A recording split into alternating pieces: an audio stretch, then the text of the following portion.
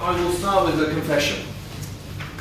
I was rather thinking that because this is after lunch, because it's something to do with the change that happened a few weeks ago, so it's old news, I was thinking nobody was really going to turn up. And I will admit, I have duplicated quite a few slides from my earlier presentation for anybody who was in that. If you weren't, why not? But, so we'll skip through those quickly because I'm seeing quite a few faces that might have seen that before. I have to, I honestly thought this was not going to be well attended. I was saying, why are we showing something on UK rate change? It's old news. Everybody's dealt with it and sorted out, but apparently we want to hear, a lot of people who want to hear it. So we'll see what happens. I'll also say that on the face of it, there's not a huge deal to talk about when it comes to the UK rate change.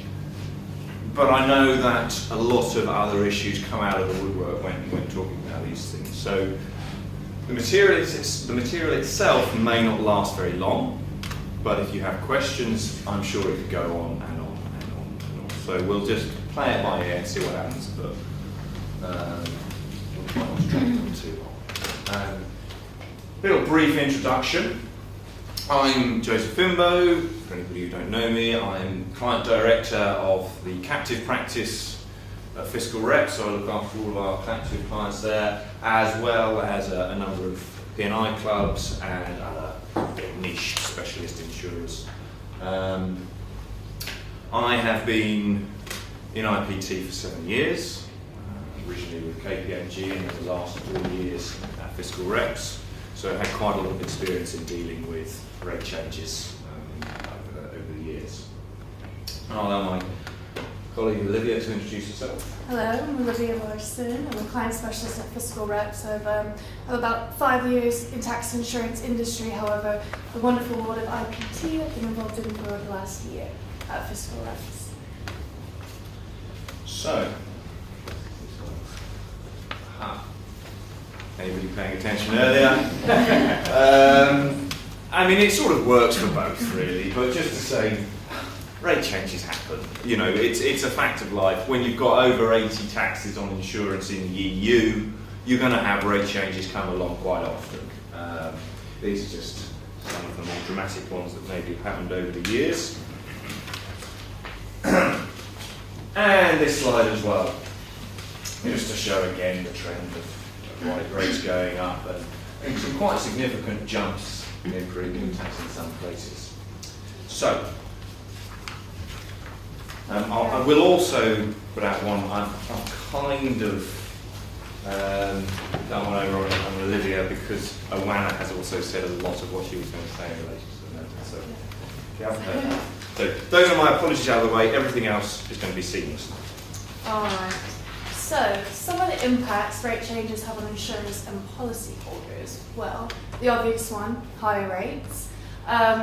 System rewrites, system updates, and this could be as simple as changing the rate from X to Y. It could require the recoding of products as the change may implement a new tax treatment, or it could involve deciding how to build the complex transitory rules, which will only apply for a few months anyways. The next 2 points, communicating rate change with policyholders and effects on existing contracts, kind of go hand in hand. An insurance company really has to ask themselves, how do we go about telling policyholders of this rate change? What decisions are made to cover IPT costs? Costs absorbed by the insurance company completely? Are they absorbed now and addressed later in the policy renewal? Quotes that have been previously sent out, are they honoured? Are deductibles raised? Another point to take into consideration are policyholders may want to switch policies, reduce coverage, or cancel the policy altogether. Worst case scenario, obviously. So I think 2 main factors in deciding how to go about communicating the rate change. Obviously the size of your insurance company, whether it's small or big, and the relationship you have with your policyholders. And transitional provisions, obviously they're a big impact, which Joe will talk about later in the presentation. Okay, so some rate changes in other countries other than the UK. Recently, the Greek Parliament passed legislation on July 15 to raise the IPT rate from 10% to 15%. It was implemented on the 16th and effective from the 17th. So it really allowed no lead time for insurance companies to communicate this rate change to their policyholder. Immediate action had to be taken.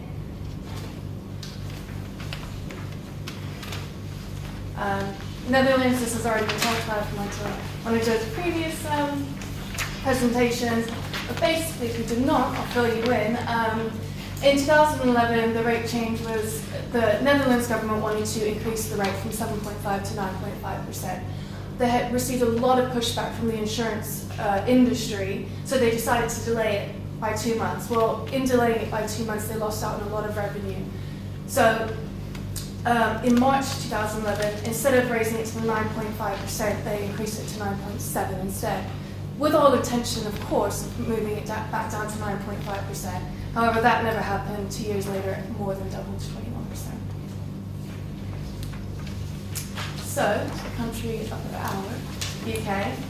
So it's kind of had a steadily increase of rates since 1997. Obviously, started out in 1994 with just one rate at 2.5. 97 increased to 4%, and the higher rate at 17.5% was introduced.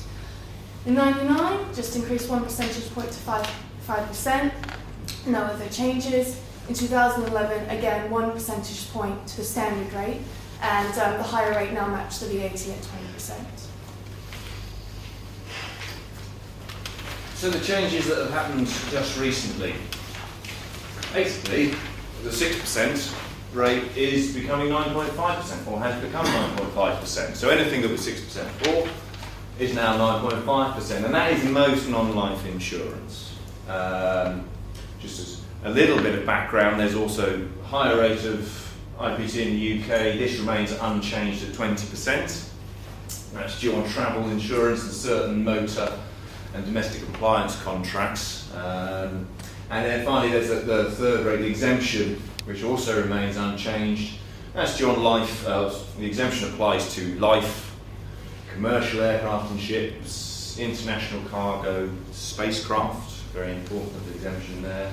A few other odds and sods of exemptions, risks in relation to the Channel Tunnel, lifeboats, Motability schemes. There's a few very specific niche ones, but those there are the key exemptions. So really, it's the standard rate which we're focusing on today. So, some of the comments that were made by George Osborne at the summer 2015 budget. Well, 1/5 of all premiums are subject to the standard rate. Now, this doesn't seem like a lot. However, 1/5 of those premiums belong to insurance policies like home insurance policies, pet insurance policies, and also car insurance. So it affects most people in this room. I'll go down to the third point. So the revenue generated is suggested to amount to at least 530 million, rising to 1.46 billion in 2017. Over the next 6 years, they plan to raise 8 billion from this tax rise. However, the average insurance policy holder is going to pay an additional £17.50 just this year. Oh, and the second point. Those points aside, the UK IPT rate remains one of the lowest throughout Europe. We have Germany at 19%, Finland at 24%, Denmark at 42.9% for motor, Italy at 21.25%. So in the grand scheme of things, the UK IPT is relatively low for now. Let's get into a bit of nitty-gritty in terms of the actual rate change itself. Key concept you need to consider when looking at any rate change is that of the tax points. So for anybody who isn't familiar with what a tax point is, it's essentially the event which triggers the liability of the tax. So we can know that there's going to be 9.5% tax due on a contract of insurance. But what is the event that actually triggers the need to make a declaration to the tax authorities and pay the tax over?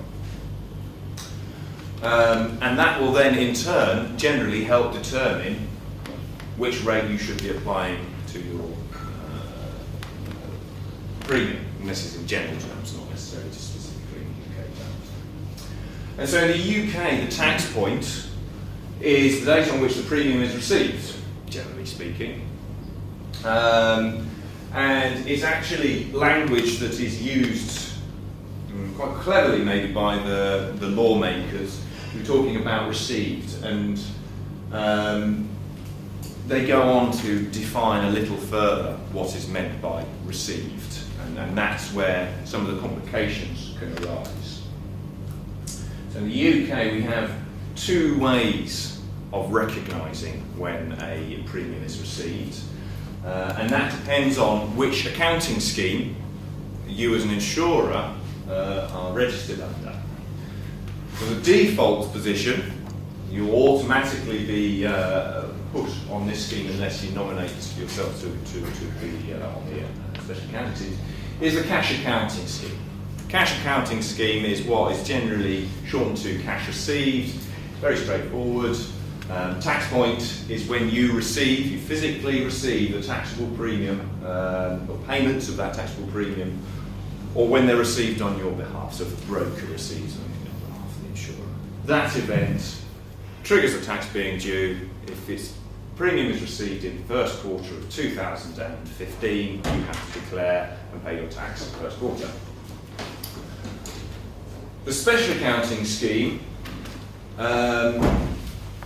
deems the day you receive the tax, the date you receive the premium, is the date when your accounts show the premium is due to you, or maybe the written premium date. And that can be a completely different date to when any movement of actual funds happens. To be on the special accounting scheme, there has to be a specific nomination. You have to notify HMRC that you want to be on the special accounting scheme. Indeed, most of the London market is on the special accounting scheme, as far as I'm aware. In terms of the rate change provisions in the UK, if you're on the cash accounting scheme, the rules are very straightforward. And really, if you're on the special cash accounting scheme, you probably, and that's all you're going to get from today, it's straightforward. But if you're on the special accounting scheme, that's where things get quite complicated, and there are quite a few additional provisions that people need to be aware of when dealing with the changing rate.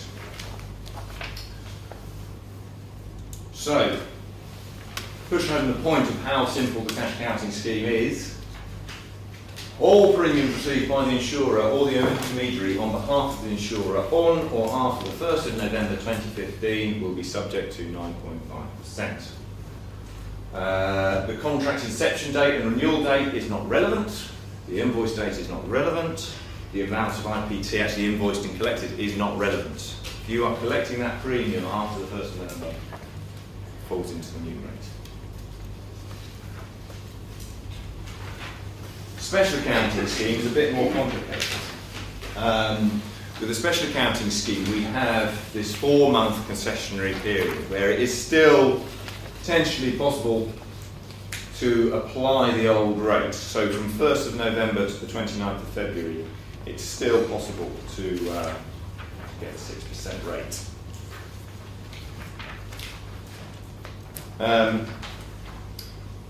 And in this case, we have to bring in another rule which we need to consider, and that is the inception date. So if the policy incepts on or after the 1st of November, you will be at 9.5%.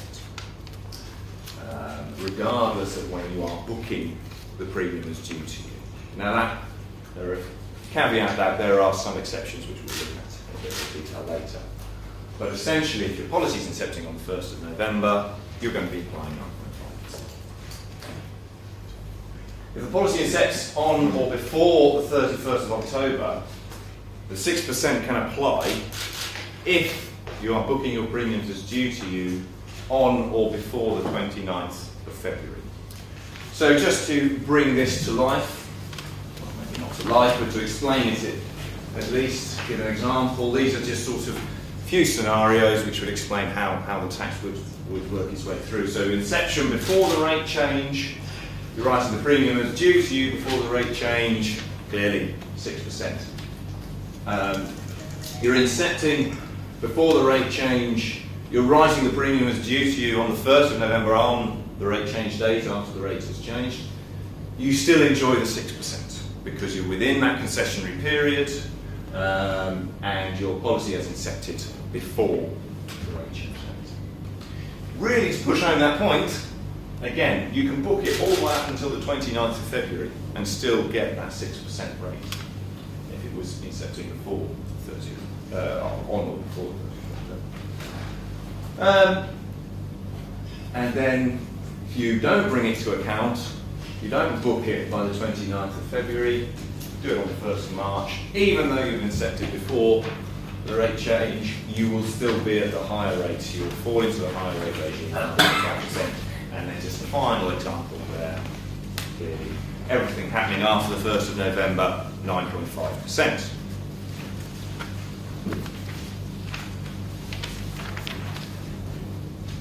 Things get a little bit more complicated when we start looking at instalments. So, cash accounting scheme, straightforward. If the premium instalment is collected on or after the 1st of November 2015, 9.5% will apply. If you collect it before, 6% will apply. And actually, it's pretty much the same with special accounting scheme. Any instalments written on or after the 1st of November but which relate to contracts with an inception date before the 1st of November are liable to 6%, provided that it is booked as due on or before the 29th of February. And the additional premiums, the instalments, are not relating to a new risk. And this is where it starts to get a little bit more complicated about what we're looking at. But you've got to ensure that you're not bringing in a new risk into the policy. We'll look at this a bit more when we look at some of the anti-forestalling provisions, but you can't go doubling the cover straight after the rate change, but because the contract originally incepted before the rate change, you can't then still apply the 6% on that new additional cover. For instalments under the special accounting scheme, you're going to have to consider how you are accounting for those instalments in your accounts. And HMRC actually seems to give the option to an insurer as how they do that. You can book all of your premium at the beginning of the contract, even if the underlying payments are coming through in instalments. So you've set up 12 monthly instalments, that's the terms of the contract. You book all of the tax as due to you, all the premium as due to you at the beginning of your contract, and account for the IPT at that point, so effectively funding the tax before you've necessarily collected it. You're probably going to be more likely to achieve the 6% rate because you have total control of putting that in before any of the dates expire where you can use the 6% rate. If, however, you are booking it to follow the underlying payment, so you are booking and bringing the tax to account in instalments to mirror the underlying payment patterns, then you just need to, as you would with the general rules, need to consider: is it a policy incepting before the rate change, and are we booking it before the 29th of February?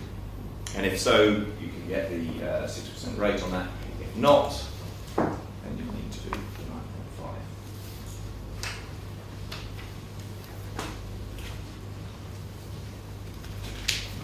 9.5. Refunds, very straightforward one, but often people miss this or don't think about it fully when sort of writing new rates into the systems, is any refund of premium, any return premium, can only be refunded at the rate of tax that was originally declared at.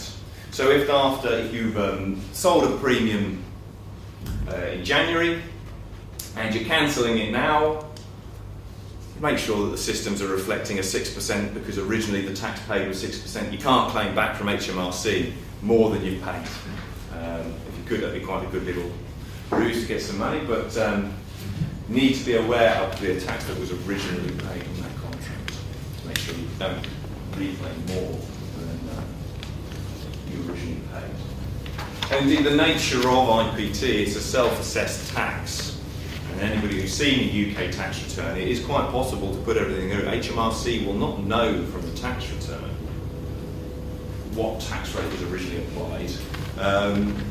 They take it on faith what you've put in that return is correct.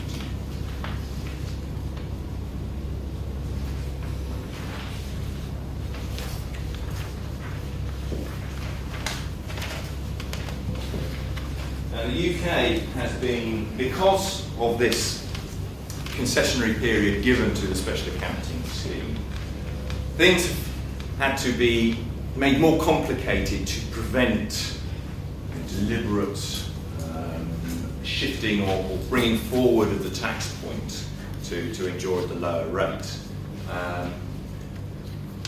Not many territories, not many tax authorities have quite such sophisticated rules when dealing with rate changes.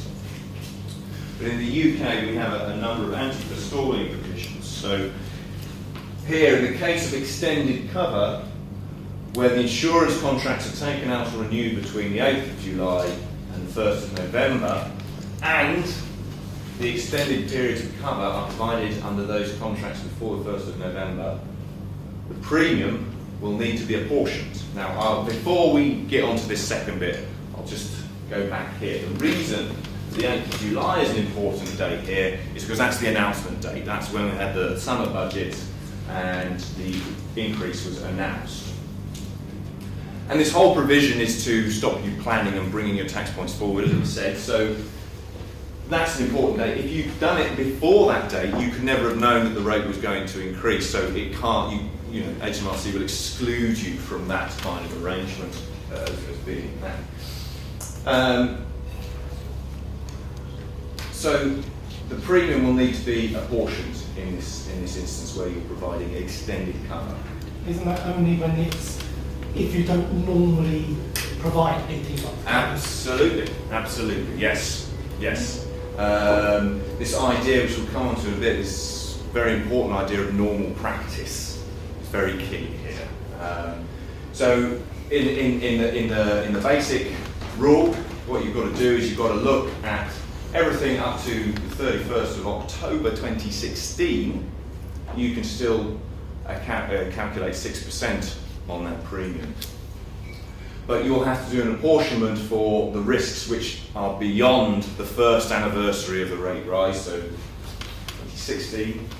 2016, 1st of November 2016, and it will fall due on 1st of November 2015. It will be deemed to have been received on the 1st of November 2015. Second anti-forestalling provision that we have are advance payments.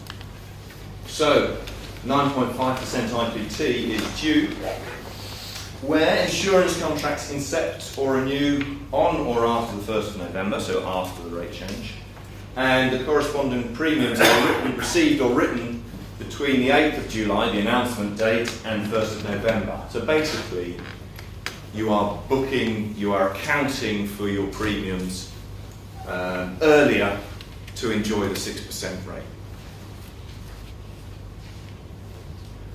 In that case, it will be deemed to have been received on the 1st of November, and you have to account. But if you take out a new policy that incepts before 1st of November, HMRC accept that you can do that and it can still be at 6%. Yeah. So then, as we were saying, this concept, when it comes to the anti-forestalling provisions, is this concept of normal practice. And when we talk about normal practice here, what's important is it's the normal practice of the insurer, not necessarily the industry, not necessarily that particular sector. It's the insurer. So if the insurer normally issues, say, as we said here, an 18-month contract, and they can show that's what they normally do, that's not tax planning. That's not bringing your tax to account earlier than you normally would. So that falls outside of the provisions here. Equally, if you would normally book your premiums before the cover starts, it may well happen quite a few insurance products. You will pay the premium before the cover starts. That's not unheard of. And if that's what you normally do, then again, it falls out. It's really aimed at stopping insurers who are deliberately manipulating what they are normally doing to benefit from the lower rates.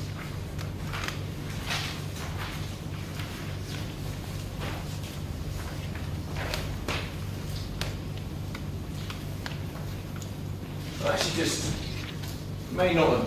This doesn't really fall under transitional provisions, although if you are utilising the UK de minimis provision, you do need to sort of be aware of a few things. But that's not why I'm mentioning the de minimis provisions here. In my experience, the de minimis provisions in the UK are very rarely utilised. The main reason being it's so difficult to administer and keep on top of because you have to monitor it constantly to ensure that you can gain the exemption that is provided for under the provisions. So the rules are basically twofold. You have to meet both conditions.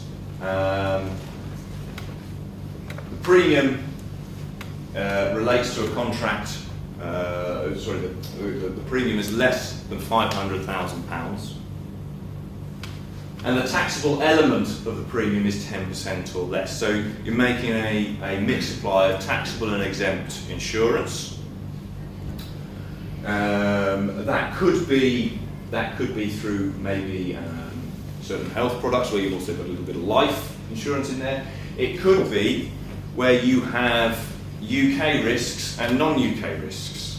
Non-UK risks for IPT are deemed as exempt rather than outside scope or anything like that. They are exempt from UK IPT. So you can have a global programme with buildings throughout the world and very few in the UK.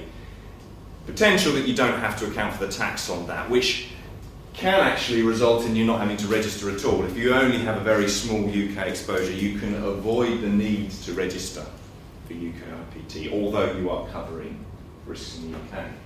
Now, it's not often utilised because if you ever breach those conditions throughout the year, so for example, you sell a business and your premiums adjust and your risk shifts towards the UK, so you have more than 10% in the UK, or you have an additional premium which means it takes you over the 500,000, you'll have to pay tax on that amount. And actually the saving historically has only been, the maximum saving would be £3,000. But as the rates increase and go up, the potential saving goes up with it. So now at 9.5% it's £4,750. If we have another increase, which I'm pretty sure we will do, given that we are still one of the lower rates in Europe, in the UK, and it's gone to 9.5%. Who puts a tax at 0.5%? You might see like nice round numbers, and it's well below the VAT rate. There could well be another. So this de minimis provision, we could find it being used more and more often because the savings become more significant and worth tracking and worth seeing whether it's still used. If you breach the limit throughout the year, is it just that you pay tax on that half of the year that you breached it, or are you paying tax for the whole year? I believe It's the whole year. Yeah. It's the whole program. Yeah. So it's. So even if you do it on the last day, you're still caught for the whole Yeah. year. Yeah. Now, do you have to declare that you're using the de minimis rule to HMRC? If you are avoiding registration, I believe you have to tell them that. You're already registered. But if you're already registered, you don't. There's no method of declaring that to HMRC. Right. But yes, if you want to avoid having to register in the first place, which many do, then you have to. Yeah. No, we have a lot of freedom of service policies in Europe, which are only got just to tiny. Yeah. No, there's no. They're always asking me, can we do this? So actually, in terms of the rules, that's all I'm going to talk about. But if you have any questions, please do shout. I'm trying to work out when. I think we've got 10 minutes until the next session starts. So if you'd like to come and see me individually, that's Am I right, or any questions now? Please shout, otherwise, we've got a 10-minute break before you go on to the last section of the day. There have been discussions on ways and new bits. Yeah, no, interesting. Yes, you have. I have. You know, and the guidance that is given is: would you normally put that under a new contract? Yeah, HMRC can be very reasonably relaxed. From what I've seen. Certainly, probably some insurers have been more conservative than me. Than they need to. Yes, I would agree. Because if they wanted to, they could have been really strict about it. You know, you think about your car insurance. If you move house mid-term and you go to a less desirable area and your premiums go up, that wouldn't be caught by that, because it's not a risk that you would normally put under a new contract. It's an adjustment. It's a mid-term adjustment. Certainly, we've had, for example, a block policy where this is a medical association where of their sort of subscription, say £100 relates to insurance against malpractice. They've certainly accepted that isn't the new risk. So anybody taking out taking out subscription in November because the block policy was taken out in July is all still at the old rate. That's. I mean, the thing with HMRC, although you may not believe it when I say it, is that they are not a hugely aggressive tax authority when it comes to IPT. And when you look at I have a lot of time for HMRC, because, this is the public guidance here, and it's hugely detailed and actually clears up a lot of issues in a pragmatic way. You also then can refer to their internal guidance, which gives even more detail about what the tax authorities are going to think. And it's a very pragmatic approach to these situations. You know, when people really start to push the limits, they start to clamp down a bit. As we saw with the home serve cases I discussed this morning, and those anti-forestalling provisions. But generally, before I joined KPMG, I was with HMRC, and I was always reminded we are here to help facilitate business. I don't know how true that is totally, but when you compare to some of the attitudes taken by other tax authorities, it's certainly quite a soft touch one, I think.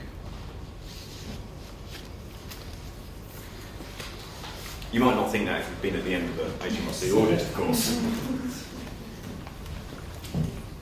Okay. Well, thank you for coming, and hope you enjoy the rest of the day.